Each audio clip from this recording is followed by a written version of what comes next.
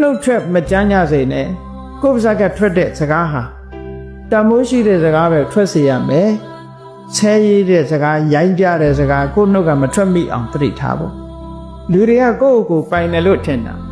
မပိုင်ဘူးကိုဖြစ်ချင်တာမဖြစ်ဘူးစိတ်ဖြစ်ချင်တဲ့အတိုင်းလိုက်ဖြစ်နေကြစိတ်ဆိုရင်ကျမ်းမ်းတဲ့စကားတွေပြောကြတာဒါကိုပြောချင်တာမဟုတ်ဘူးအေးဒါကြောင့်မို့လို့အမြဲတမ်းသတိထားနေတာပေါ့သူပြောလိုက်တာဝိသိကာစအနာစာရာပြိဋ္ဌစာအပြတ်မှတွေဟောစိနသာသနာဒုတိကဘုရားသာသနာအဖြတ်မှတွေစီရီရင်မြင်မှာဒရွေးထွေးသွားတယ်ဆိုပြီးပြောအဲ့ဒီအကုသိုလ်ကြောင့်သူငရဲကြပါငရဲကြသွားရုံနဲ့မကဘူးငရဲလွတ်လာတဲ့အခါမှာ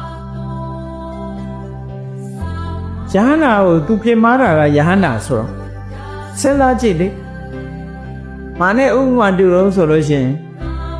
ဂုံးမုံကြီးကိုခေါင်းနဲ့တိုက်လို့ရှိရင်မနာဘူးကြောက်တုံးကြီးကိုခေါင်းနဲ့တိုက်ရင်တော့နာမှာပဲဂုံးမရှိတဲ့ပုဂ္ဂိုလ်ကိုပြင်မာမိရင်ဒါတော့မနာဘူးနော်ဂုံးမရှိတဲ့ဂုံးရှိတဲ့ပုဂ္ဂိုလ်ကြတော့ကြောက်တုံးကြီးတွေကချစ်လက်